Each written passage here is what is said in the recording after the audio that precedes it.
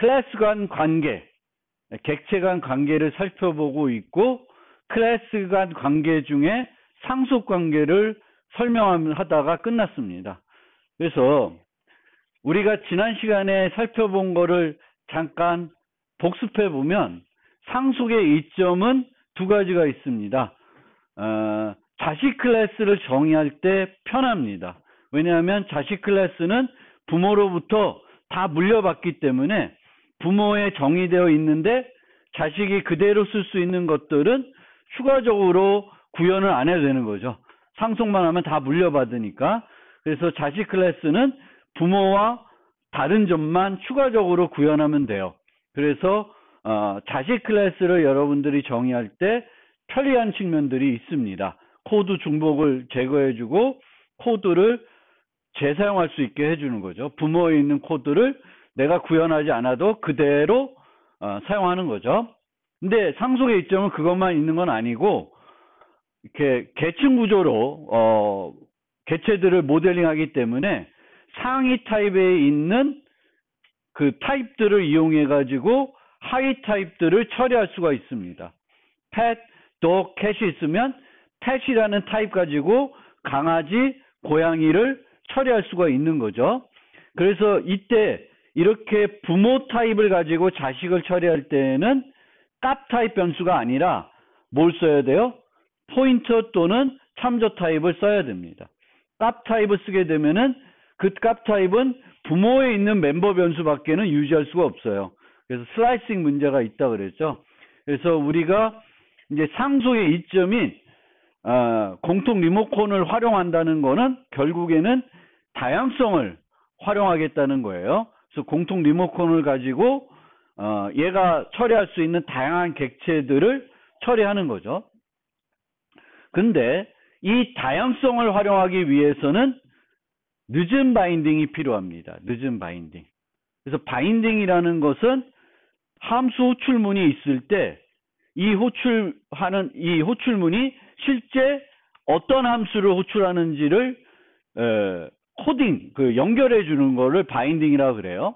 근데 보통은 우리가 지금까지는 어떻게 바인딩을 이해하고 있냐면, 컴파일 시간에 컴파일러가 함수 호출문을 보면 어떤 함수를 호출할지 알고 그거에 맞게끔 코드를 만들어준다고 생각했는데, 이제 다양성을 이용하게 되면은 컴파일러가 컴파일 시간에 어떤 함수를 호출할지를 결정할 수가 없습니다.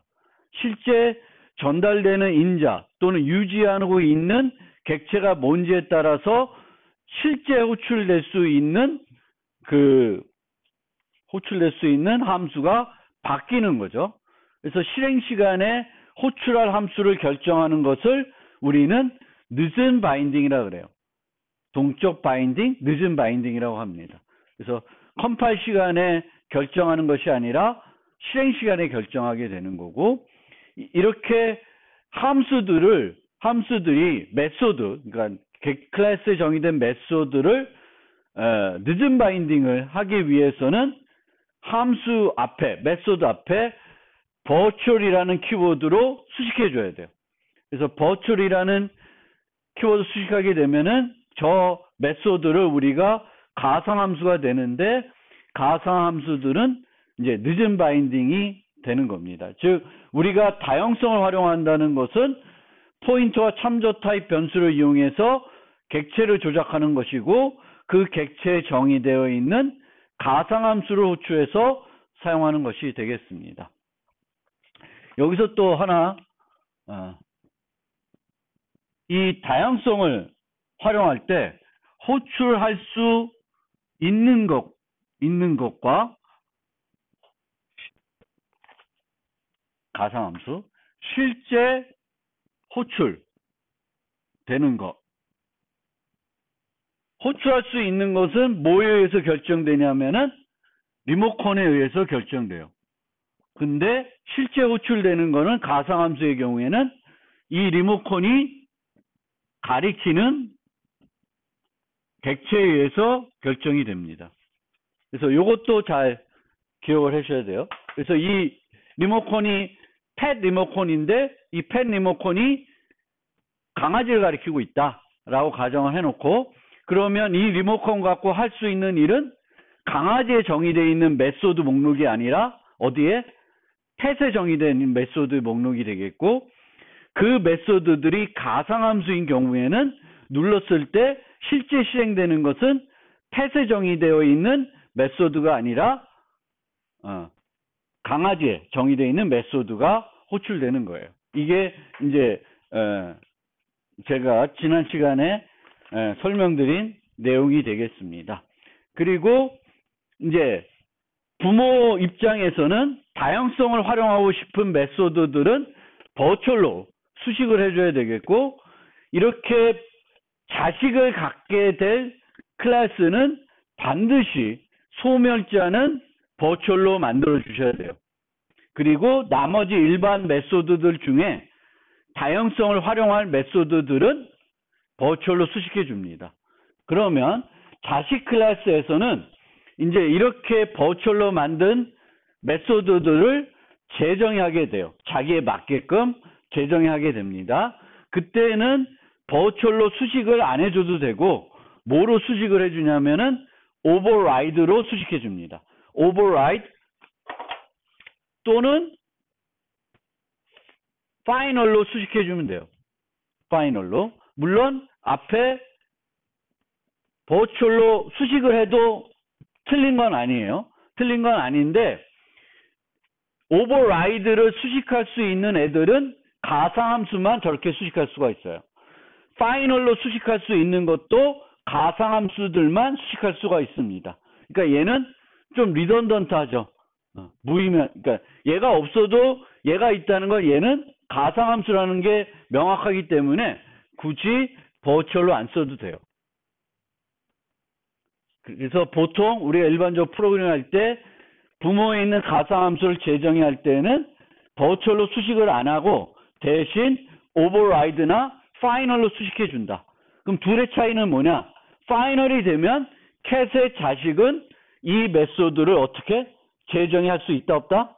재정의를 final이면 못합니다.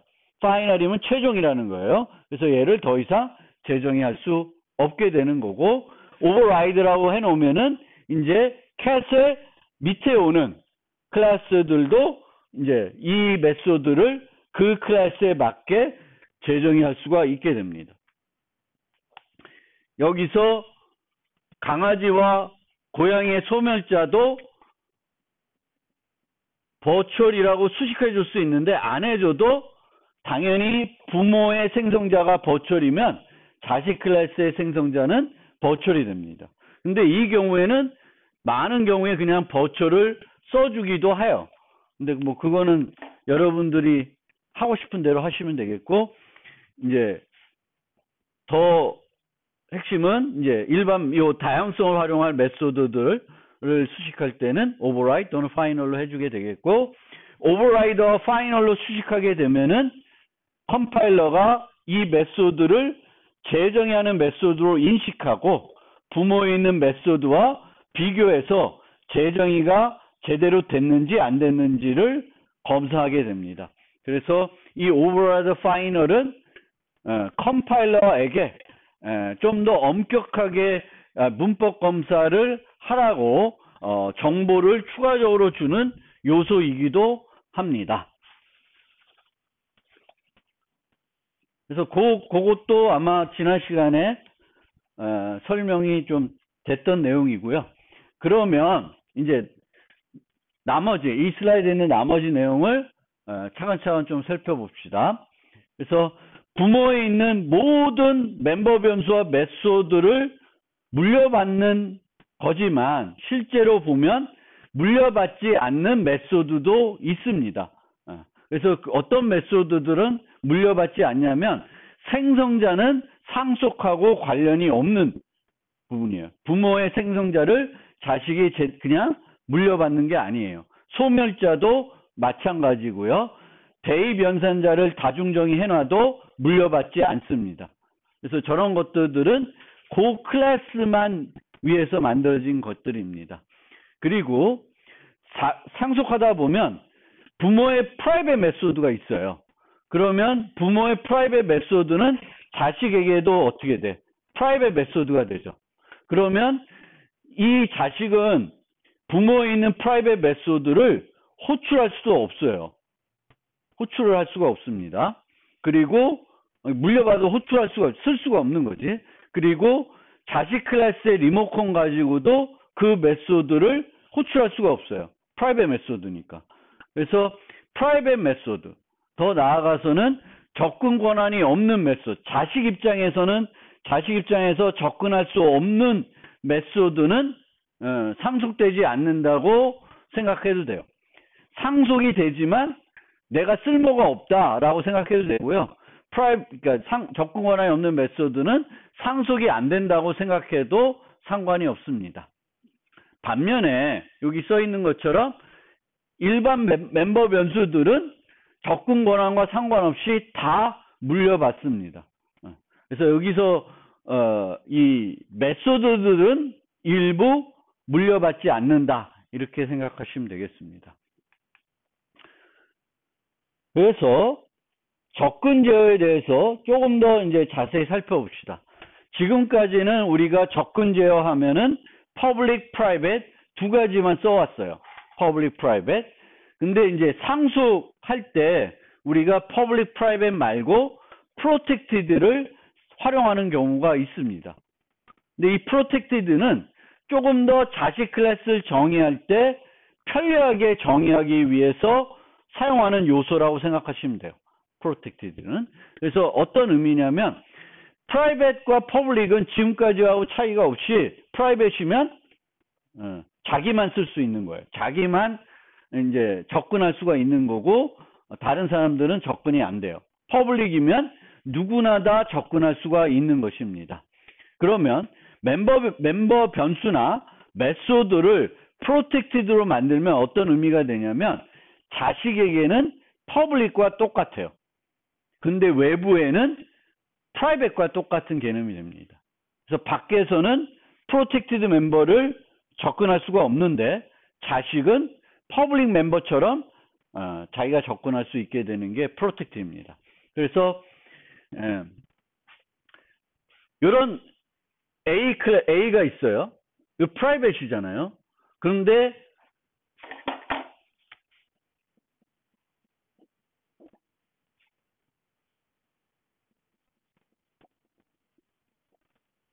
이런 식으로 요 A 클래스를 B가 상속받았습니다.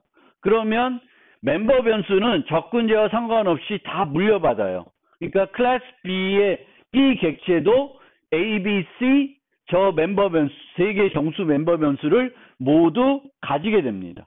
모두 가지게 되지만 여기에 어떤 함수가 있을 때 여기서 A, 자기가 소유하고 있는 A인데 A 이퀄 0처럼 프로그래밍을 못하는 거예요. 왜? A는 프라이빗이니까. 그래서 이런 식으로 어떤 상속해서 물려받더라도 내 마음대로 쓸 수 있는 건 아니고 자식이 부모로부터 물려받아도 이 개념에서는 마음대로 쓸 수 있는 게 아니라 어떻게 쓰냐면 부모가 허용한 형태대로만 쓸 수가 있는 거예요. 그게 실제적으로 강건성이라는 측면에서 맞는 거예요. 근데 프라이빗인 경우에는 프로그램 하다 보면 이렇게 프로그램을 못하니까 불편한 경우가 많이 있습니다. 그래서 그냥 일반 멤버, 다른 퍼블릭 멤버처럼 이렇게 단순 이름으로 접근해서 프로그램 할 수 있게끔 하기 위해서 어떻게 하냐면은 얘를 프로텍트로 바꿀 수 있어요. 프로텍트 바꾸게 되면 이 B 같은 경우에는 얘는 에러지만 B는 프로텍트이기 때문에 자식에게는 저 C나 차이가 없어요. 차이가 없어서 프로그램하게 됩니다. 물론 우리가 이렇게 일반 변수를 퍼블릭으로는 선언하지 않겠죠. 그래서 이 C는 그 설명하기 위해서 이렇게 퍼블릭으로 한 거지 실제 상수가 아닌데 어떤 멤버 변수를 퍼블릭으로 하는 경우는 많지가 않습니다. 물론 뭐 특이한 경우에는 할 수가 있고 세터를 만들다 보니까 세터를 뭐 세트에서 할 일이 없네? 그러면 그냥 퍼블릭으로 만들 수도 있겠죠. 근데 일반적으로는 우리가 멤버 변수들은 이제 프라이빗으로 하는 게 보통인데, 프라이빗으로 했을 경우에는 자식에서 프로그램하기가 약간 번잡하기 때문에 상속 환경에서는 프라이빗 대신에 프로텍티드를 사용하는 경우가 많이 있을 수 있습니다. 저는 그냥 얘가 실제 프라이빗이 돼야 되는 게 맞으면 그냥 프라이빗으로 프로그래밍 자식 클래스에서 구현하기가 어렵다 하더라도 프라이빗으로 많이 선언해서 사용하게 됩니다. 자, 그래서 여기 이제 ABC가 있을 때 요 클래스의 객체 입장에서 보면 밖에서 이 내부 멤버를 접근할 수 있는 경우는 퍼블릭밖에 없죠. 프로텍티드와 프라이빗은 밖에서는 접근을 못하게 되는 거죠. 여기는 이제 멤버 변수를 이렇게 세 가지 종류로 나열해서 설명드리고 있는데, 멤버 변수만 이런 게 아니라 메소드도 똑같죠. 그래서 뭐 여기에 foo라는 프라이빗 메소드가 있고 bar라는 프로텍트 메소드 있고 ham이라는 퍼블릭 메소드가 있으면 obj foo는 이건 안 되는 거죠. 그렇죠? 프라이빗 메소드니까 obj bar도 안 돼요. 얘도 안 되고. 근데 obj ham은 퍼블릭이니까 되겠죠.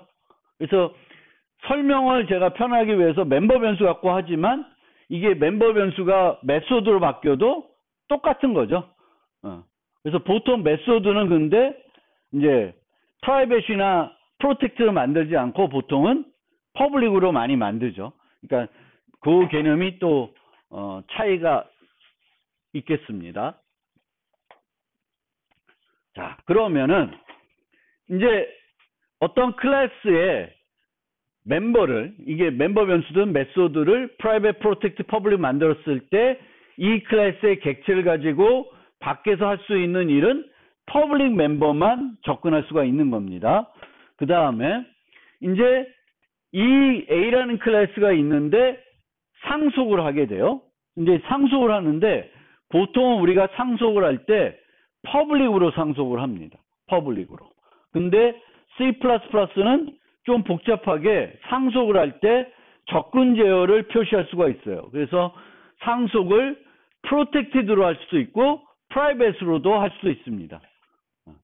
그런데 퍼블릭으로 상속을 하게 되면 ABC를 물려받는데 이 ABC의 접근 제어가 그대로 프라이빗, 프로텍티드, 퍼블릭으로 남아 있는 거예요. 누구 입장에서? 외부에서 입장에서. 자식은 또 다른 거예요. 이 퍼블릭이라고 상속받는 거는 B한테 영향을 주는 게 아니라, 그러니까 B한테 영향을 주는 게 아니고 B를 접근하는 밖에서 영향을 주는 거예요. 그래서 B 입장에서는 A 접근이 돼요? A 접근이 안 되죠. 프라이빗이니까. B는 접근이 됩니다. 프로텍티드니까 자식 입장에서는 뭐랑 똑같아요? 퍼블릭과 똑같은 거예요. 접근할 수 있습니다. C는 퍼블릭이니까 당연히 접근할 수가 있습니다. 그런데 이 B의 객체를 만들었을 때 이제 A도 접근이 안 되고 B도 접근이 안 되고 C만 접근할 수가 있어요. 그래서 밖에서 이 B를 봤을 때 B는 프라이빗 멤버 A를 갖고 있고 프로텍트 멤버 B를 갖고 있고 퍼블릭 멤버 C를 갖고 있는 거예요. 그러니까 이 퍼블릭이라고 하는 거는 원래 ABC가 갖고 있는 접근 권한을 그대로 B도 갖고 있는 것처럼 돼서 외부에서 접근할 때 똑같이 되는 거예요. 그런데 퍼블릭이 아니라 프로텍티드로 바꿔버리면 접근 권한을 강화시킵니다. 물려받으면서 강화시키게 돼요. 얘는 여기서는 아무런 차이가 안 나요. 프라이빗에서 상속받나 프로텍티드 받나 C나 D나 B 입장에서는 ABC를 생각할 때에는 차이가 없어요. 어디서 차이가 있냐면 밖에서 이제 차이가 생깁니다. C 객체를 접근할 때 원래 A는 프라이빗인가 당연히 안 될 테고요. B는 프로텍트인가 안 되는데 원래 C는 무슨 멤버였어요? 퍼블릭이었죠. 퍼블릭을 프로텍트도 받으니까 접근 권한의 그 뭐라 해야지? 더 높은, 더 제한적인 게 퍼블릭, 프로텍티드, 프라이빗 순이에요. 그러니까 프라이빗이 제일 제한적인 거고 그 다음이 프로텍티드, 퍼블릭이니까 더 강화되는 거예요. 그래서 원래 퍼블릭인 애가 이제 프로텍트 상속받았기 때문에 프로텍티드 멤버가 되는 거예요. C의 프로텍티드 멤버로 밖에서 이제 느끼게 되는 거예요. 그러면 B와 C가 같은 프로텍트 멤버이기 때문에 밖에서는 접근이 안 됩니다. D에서는 A도 프라이빗, B도 프라이빗, C도 프라이빗이 돼버린 거예요. 근데 D 입장에서는 D한테 프라이빗이 되는 게 아니라 이제 밖에서 D를 봤을 때 B, C가 프라이빗으로 되는 거예요. 그래서 셋 다 안 되는 겁니다. 그러니까 원래 이런 접근 부모의 멤버들이 이렇게 했을 때 퍼블릭 상속되면은 이 멤버들을 밖에서 이렇게 봤을 때 퍼블릭 상속받으면 그대로가 되는 거고, 프로텍트 되면은 퍼블릭에는 프로텍트로 바뀌는 거고, 프라이빗 되면 모든 것들이 다 프라이빗, 밖에서 봤을 때는 프라이빗이 되는 겁니다. 그래서 이렇게 퍼블릭 상속받게 되면은 C를 또다시 E가 상속받거나 F가 상속받으면 부모로부터 A, B, C를 C가 물려받았고 E는 또 C를 상속받으니까 A, B, C를 물려받을 텐데 이 입장에서 A, B, C는 무슨 멤버겠어요? A는 프라이빗, B, C는 프로텍티드 멤버가 되는 거고 F 입장에서는 A, B, C를 물려받는데 A, B, C가 모두 프라이빗이 멤버가 되는 거죠. 프라이빗 멤버가 되기 때문에 이제 그렇게 됩니다. 그러니까 이 F 입장이나 요 밖에서 G의 D를 그러니까 요 D 리모컨을 이용해서 얘네들을 접근하나 똑같죠. 바뀌죠. 외부죠. D의 외부예요. D의 자식 클래스는 D의 외부가 되는 거고요. D 자체를 이용할 때도 이제 이렇게 되는 겁니다. 좀 복잡한 것 같은데 가만히 생각해 보면 별거 아니에요. 그리고 실제로는 우리가 상속할 때 프로텍티드나 프라이빗으로 상속할 일은 별로 없어요. 주로 그냥 퍼블릭으로 상속해요. 그래서 얘네들은 그냥 알고만 계시고 실제 쓸 때는 퍼블릭으로 많이 쓸 거고 대부분의 멤버 변수는 프라이빗 아니면 퍼블릭 거예요. 프로텍티드 쓰는 경우가 그렇게 많지는 않아요. 그 다음에 이 A를 상속받는데 프라이빗으로 상속받았어요. 그러면 퍼블릭한 메소드들 그리고 프라이빗한 멤버들이 다 이제 프라이빗으로 접근 권한이 바뀌었죠. 근데 그 접근 권한을 일부만 다가 아니라 어떤 아주 개별적인 특정한 애만 퍼블릭으로 바꾸고 싶다든지 이럴 경우에는 뭘 쓸 수 있냐면 using을 쓸 수가 있습니다. using. 그래서 이 경우에는 f와 bar라는 메소드가 있는데 프라이빗 상속받기 때문에 밖에서 B 클래스의 객체를 접근하게 되면 f와 bar가 다 무슨 접근 권한이 돼요? 프라이빗이 되겠죠. 그런데 퍼블릭 땡땡 해놓고 그 아래다가 using A에 bar를 해놓으면 bar는 퍼블릭으로 다시 원상태가 되는 거예요. 원상태. 근데 원래 프라이빗 있던 애를 여기다 놓고 해서 퍼블릭으로는 못 바꿔요. 그러니까 요 상속 접근 제어에 의해서 접근 권한이 강화된 것들이 있는데 그 강화된 것 중에 아주 일부만 원래 접근 권한으로 낮추고 싶으면은 뭘 사용할 수가 있어요? using을 쓸 수가 있습니다. using을 특정한 접근 권한에다 쓰면은 그 접근 권한으로 다시 걔만 바꿔줍니다. 그래서 using을 이용해서 개별 접근 권한을 변경할 수 있는 방법도 있습니다. 뭐 저것도 그렇게 많이 쓰는 요소는 아니고요. 그 다음에 요거는 이제 지난 시간에 한번 설명드렸죠. 그래서 우리가 자식 클래스 객체들을 부모 클래스 객체 변수에 유지할 수가 있는데 값 타입에는 유지를 안 합니다. 값 타입으로 어떤 대입하게 되면은 person은 2개만 갖고 있고 student는 더 많이 갖고 있겠죠. 자식 클래스는. 그럼 얘를 일로 저장하려고 그러면 다 저장이 안 되는 거죠.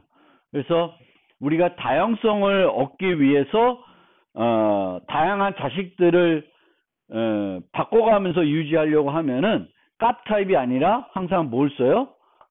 포인트 타입이나 참조 타입을 사용하게 됩니다. 그 다음에 이제 상속에서 초기화를 생각해 봅시다. 상속에서 초기화.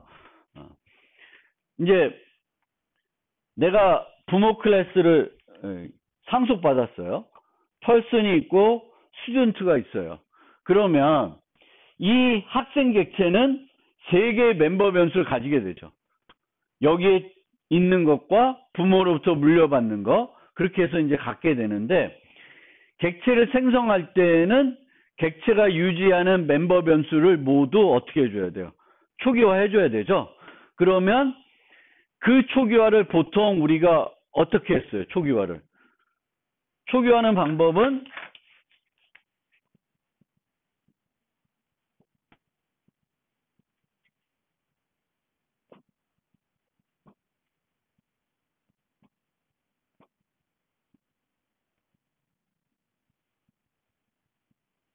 세 가지를 이용해서 초기화를 했죠.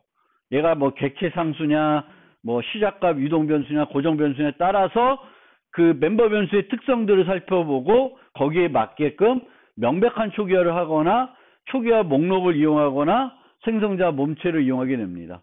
생성자 몸체는 웬만하면 안 쓰고 요 둘 중에 하나를 사용하시면 되겠습니다.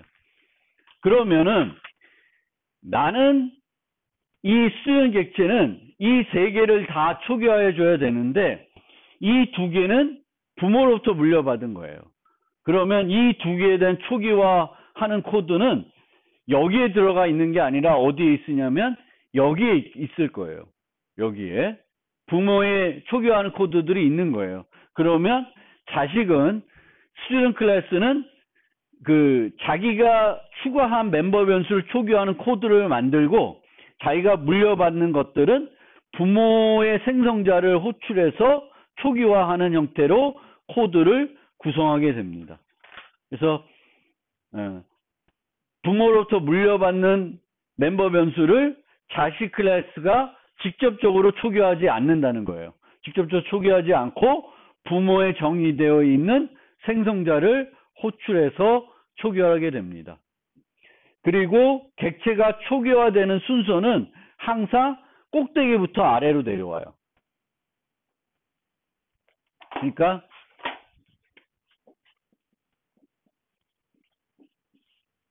이런 구조예요. 그러면 C 객체를 생성했어요. 그러면 어디서부터 초기화가 진행이 되냐면 1, 2, 3 순서대로 진행이 되는 거예요. 근데 우리는 여기서 A의 생성자를 C가 부르진 않아요. 우리가 코딩할 때 여기서는 어떤 생성자를 부르겠죠. 그러면 C에 있는 생성자가 호출이 됩니다. 근데 이 C에 있는 생성자가 바로 실행되는 게 아니라 이 생성자를 살펴보고 뭐를 판단해야 되냐면 B의 생성자 중에 어떤 애가 호출되는지를 먼저 보게 돼요. 그러면 그 생성자가 결정되면 위로 올라가게 됩니다. 그래서 이 생성자를 이제 실행해야 되는데 얘는 또 뭐가 있어요? 부모가 있는 거죠. 그러면 여기서 A의 어떤 생성자를 호출할 줄 아는지를 올라가서 이제 여기부터 다시 내려오게 되는 겁니다. 그러니까 나는 C에 있는 생성자를 호출했지만 그 C에 있는 생성자가 먼저 모두 다 실행되는 것이 아니라 그 생성자는 최종적으로 실행은 되지만 제일 먼저 그 생성자가 뭘 해줘야 되냐면 자기 부모의 어떤 생성자를 호출하는지를 그 프로그래밍 되어 있을 거예요. 그럼 그걸 이용해서 위로 올라가고 또 위로 올라가서 이렇게 실행이 되는 거고, 어떤 클래스가 있을 때 실행되는 순서는 명백한 초기화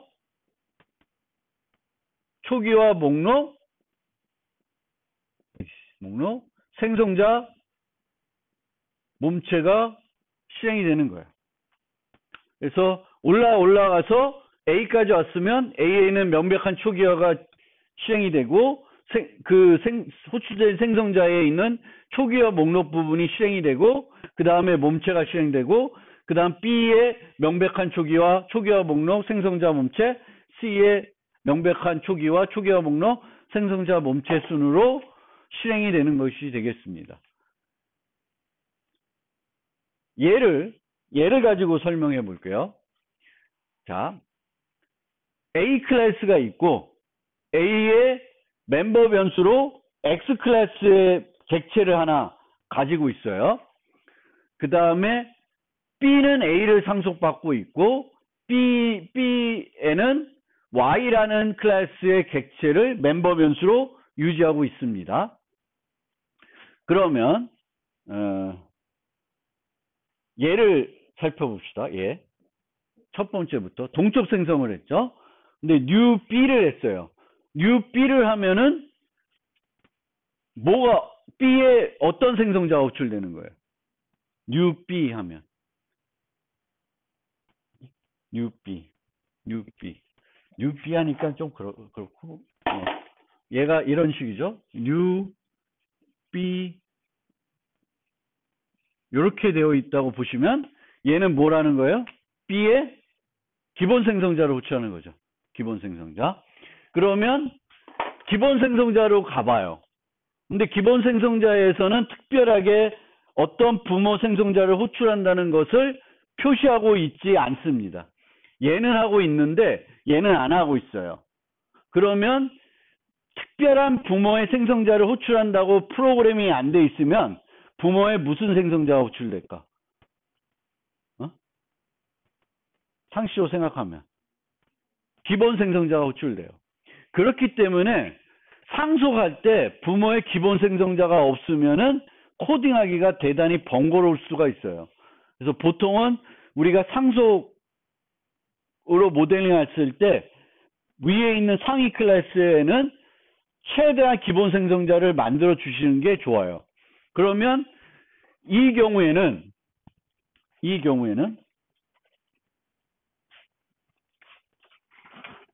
P1은 B의 기본 생성자가 호출된 거예요. 근데 저기서 특별한 것이 아니니까 A의 기본 생성자가 호출해야 된다는 것을 알았습니다. 그럼 이제 제일 먼저 실행되는 건 이제 이쪽인데, 요 A의 컨스트럭터가 찍히는 게 아니라 뭐부터 해야 되냐면 순서가 뭐예요? 명백한 초기화 목록, 생성자 몸체죠. 그럼 명백한 초기화부터 이루어져야 돼요. 그럼 여기서 명백한 초기화가 이루어지는 건 뭘까요? X예요. 그러니까 요 경우에는 1번. 그러니까 X의 생성자가 호출됩니다.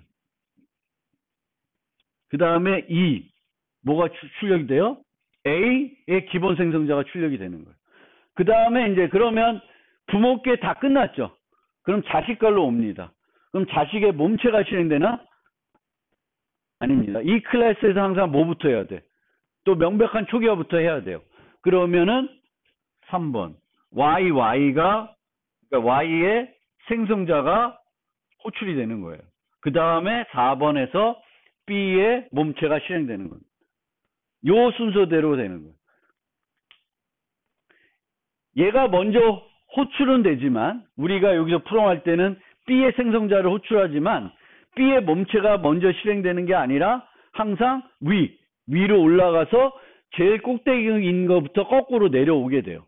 그런데 부모부터 실행이 되지만 부모의 어떤 걸 호출할지는 누가 결정해? 자식이 결정하는 거예요. 자식이 프로그램 되는 거예요. 자, 그 다음에 그러면 P2를 봅시다. P2. P2는 뭐가 호출이 돼요? 정수 하나가 인자로 전달됐죠. 그렇죠? 얘가 실행되겠죠. 그럼 여기서는 부모의 생성자를 또 명백하게 부르고 있지 않죠. 그러면 부모의 뭐가 실행돼? 부모의 기본 생성자가 실행되겠죠. 그러면 얘도 똑같이 1은 X의 X고 2는 A 기본 생성자가 호출될 거고 3은 Y가 될 거고요. 그 다음에 4가 뭐가 되는 거예요? B int가 요게 실행되겠죠. 요 순서대로 진행이 되는 겁니다. 그 다음에 P3를 봅시다. P3. P3는 갔더니 이제 초기화 목록이 있어요. 그럼 초기화 목록 부분을 살펴봐야 돼요. 살펴봐서 부모 생성자를 호출하는지를 보는 거예요. 여기서는 부모 생성자를 호출하고 있어요. 그래서 초기화 목록에서 뭘 할 수 있어요? 부모의 특별한 생성자를 내가 호출할 수가 있습니다. 만약 이런 식으로 없어. 부모의 생성자를 호출하는 문장이 없으면 뭐가 호출돼요? 부모의 기본 생성자가 호출되는 거죠. 그러면 얘는 뭐가 호출되는 거야? 요게 호출되는 거죠. 그럼 얘부터 실행돼? 얘도 마찬가지로 어떻게 돼? X에 X가 실행이 되고 그 다음에 A의 int가 실행이 되고 그 다음에 Y의 Y가 실행이 되고 4, B의 W이 실행이 되는 겁니다. 그러면 이제 상속관계에서 객체들이 어떻게 초기화되는지 이래 됐죠. 항상 꼭대기부터 밑으로 실행이 되는 거고 한 클래스에서는 명백한 초기화 초기화 목록 생성자 몸체가 되겠고 꼭 위에서부터 아래로 실행이 되는데 어떤 부모의 어떤 생성자가 호출할지는 아래에서 결정하는 거예요. 아래에서 결정하게 됩니다. 그래서 실행되는 순서는 최상위 조상부터 아래로 생성되는 생성자는 자식이 결정을 하게 됩니다. 여기서 조금 더 복잡해졌는데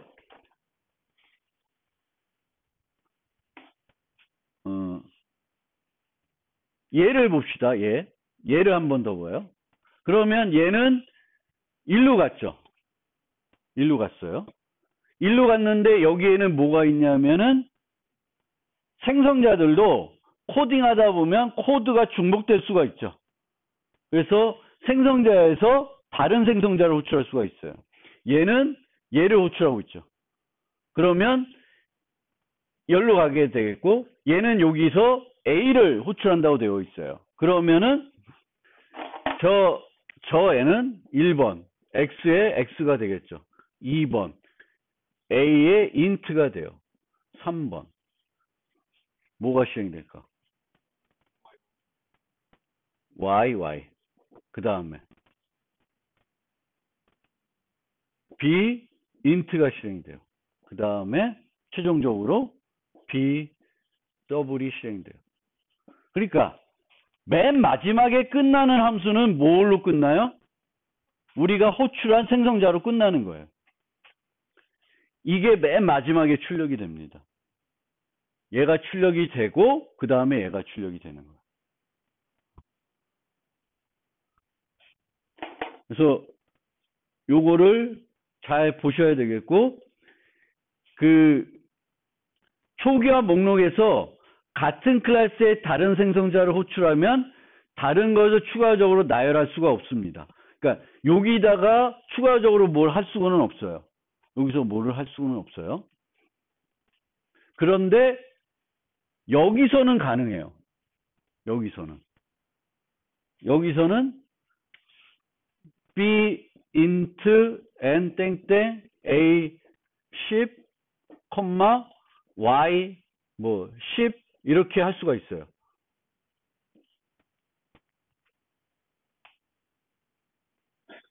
그러니까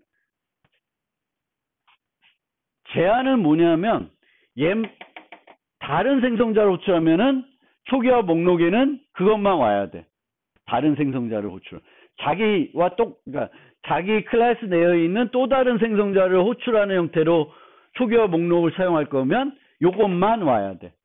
근데 얘가 오는 게 아니라 부모를 호출하는 게 오면은 여기에는 이제 이 멤버 변수들을 초기화하는 뭔가가 추가적으로 올 수는 있습니다.